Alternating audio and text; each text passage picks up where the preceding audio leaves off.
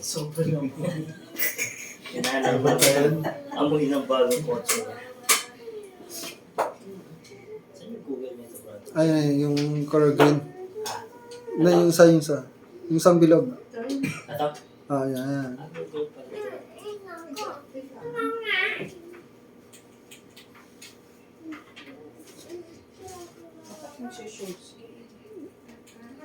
Good afternoon. Ang aking devotion ngayon is tungkol sa sino ang kaalam kung the story of the first act of worship sa Bible. First act of worship, Abel. Abel and Cain. Yes, it's Abel and Cain.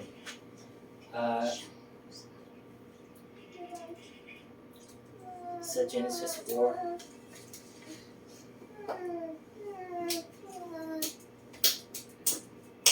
Basahin ko muna ang Genesis 4 dito tayo. Dito tayo mag-umpisa.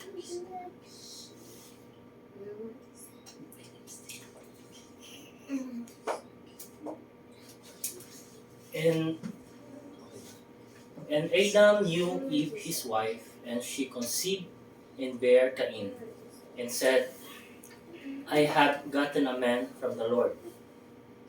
And she again bare his brother Abel, and Abel was a keeper of sheep, but Cain was a tiller of the ground. And in process of time, it came to pass that Cain brought of the fruit of the ground an offering unto the Lord.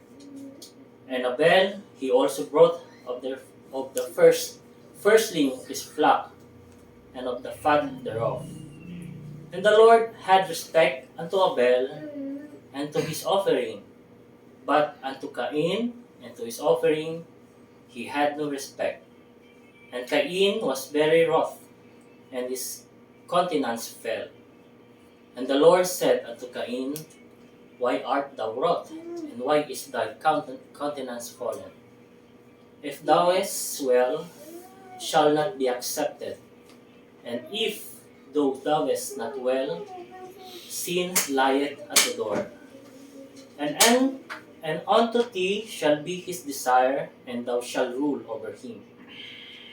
And Cain talked with Abel his brother, and it came to pass, when they were in the field, that Cain rose up against Abel his brother, and slew him. And the Lord said unto Cain, Where is Abel thy brother? And he said, I know not. Am I my brother's keeper? And he said, What hast thou done? The voice of thy brother's blood crieth unto me from the ground.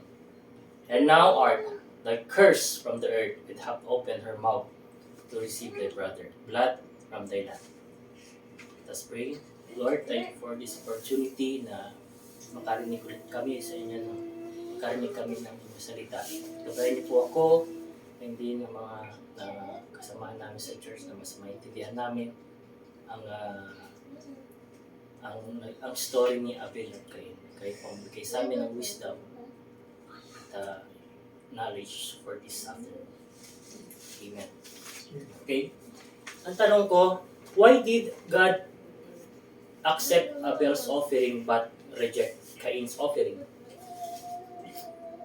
Sino nakaalam? Walang tamang sagot. Brother John, Pastor John, why? Why is, bakit si Lord mas binigyan niya ng bigat ang offering ni Sabi kasi kanina sa verse, kapag nung binanggit yung kay Cain, fruit of the ground lang.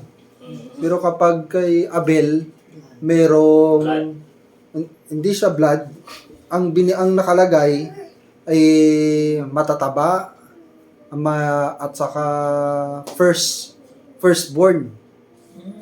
Pero kay Cain, wala, fruit of the ground, hindi sinabing matatabang bunga. Tama. The story is the first act of worship in human history, and also the first murder are recorded in Genesis chapter 4. Yes, ito yung first first murder na na-account sa Bible dito sa mundo kasi during this time, ito yung unang anak ni Adam and Eve. The act of worship, Cain and Abel offerings follows the account of Adam and Eve in the Garden of Eden. Their disobedience to God and the entrance of sin unto the man race, death, the judgment pronounced upon them by God, soon made its entrance in the first family. Without a doubt, they were doing this because God had revealed them the necessity of sacrifice. Yes. During that time, nung pinanganak si Abel and Cain, hindi naman alam ni Cain at Abel kung ano yung sacrifice. Kaya ang nagbigay din ng instruction kung ano yung tamang sacrifice is ang Panginoon. Hindi sila nag-self na kung ano yung sasacrifice, kung paano. It was God who instructed them kung ano yung tamang sacrifice. Wonder how Cain and Abel was supposed to know what to sacrifice. The answer is that God must have instructed them concerning the details of acceptable worship. It was God kung sino nag-instruct sa kanila. Although those instructions are not included in the Genesis, hindi nasama. Abel was a shepherd, and his offering to the Lord was the best portion of firstborn lambs from his flocks. Cain was a farmer, and his offering was some of his crops. The most evident difference between the two sacrifices is that Abel's offering was an animal blood sacrifice. Usually, ito yung last time, sabi nga, kaya nga inaccept ni Lord ang offering ni Abel is dahil sa dugo. Because of the blood. There may be an additional implication that while Abel brought the best portion, Cain simply brought some of his ordinary crops. Sabi dito, si Cain, nagsarili siya ng parang binigay niya yung, malamang hindi yung first crop kasi usually, pagka first crop, yun ang binibigay na sacrifice sa, kay Lord during that time.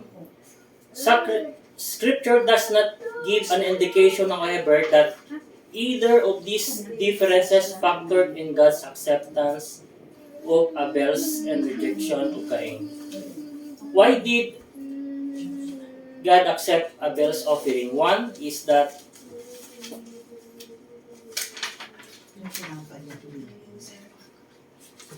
ang ginawa ni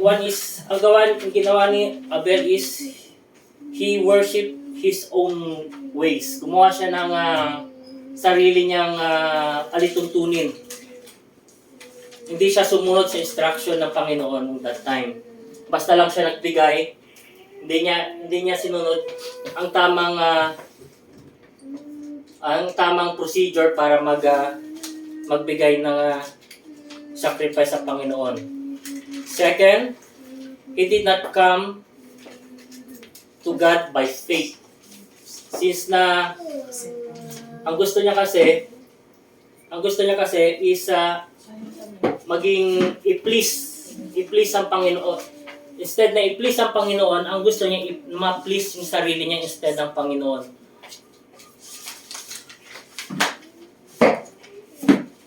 We read that they taken the way of Cain's description that refers to lawless man. This means that they, like Cain, disobediently devised their own ways of worship, and they did not come to God by faith. Cain's offering, while acceptance in his own eyes, siya lang yung parang hindi niya considered ang hindi niya considered ang holiness ng pag-sacrifice niya. Was not acceptable to the Lord. In some way, Cain had selfishly nursed his wounded pride. rather than repent at God's rebuke. Cain became angry, and later in the field he killed Abel and brought the judgment upon him.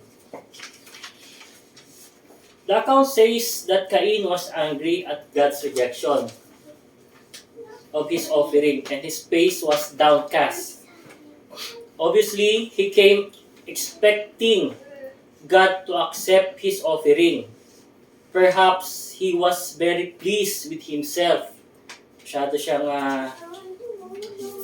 siyang kampante sa sarili niya. Perhaps he felt that his offering of fruit and grain was much more beautiful, much more pleasant than his bloody, dirty thing that Abel's given in the altar. But when the smoke rose from Abel's offering, his own remained untouched. Cain's smile changed to a frown, and he was very angry. How well we know is pleasing, this feeling. And for the same reason, jealousy. He was very jealous because his brother was accepted and he was rejected. As the New Testament tells us, he was angry because his own action was evil. His brother were righteous. Sa 1 John chapter 3 verse 12. And so he was filled with jealousy. Aren't the things that make us jealous amazing? We are jealous because our neighbors have a bigger car. Di natin alam na maski na hindi natin minsan maski na hindi natin i-admit sa sarili natin na may time na makakita ka ng ginawa mo na lahat, parang si Cain, itong storya, ginawa mo na lahat ng wala ka namang ginagawang mali, pero sa huli, hindi mo pa rin nakukuha ang gusto mo. That's the time na mag-iiba yung attitude mo towards sa Panginoon kasi marami kang rin question din sa buhay mo. Marami ka na rin question sa Kanya, bakit anong mali sa ginawa ko. Behind it was exactly the same reason Cain was very angry. He did not like the way God was acting. That is the whole point. He did not like what God has chosen to do for Abel. It was not a question of being upset because fruit was not as good as lamb. Looking at the latter, we see such implication, but was troubling Cain? What bothered him was simply that God did not conform to his idea of rightness. When God presumes to cut across the grain of our expectation, we are all offended. We are quick with the question, how can God do things like this? Especially pagka may time na pagsusubok sa buhay natin. Why does God permit this? It is all because we want our thoughts to be the program in which God operates. When we presume to do anything else, how angry we get with them. But notice God's grace. He does not flare back of Cain and thunderbolts of judgment.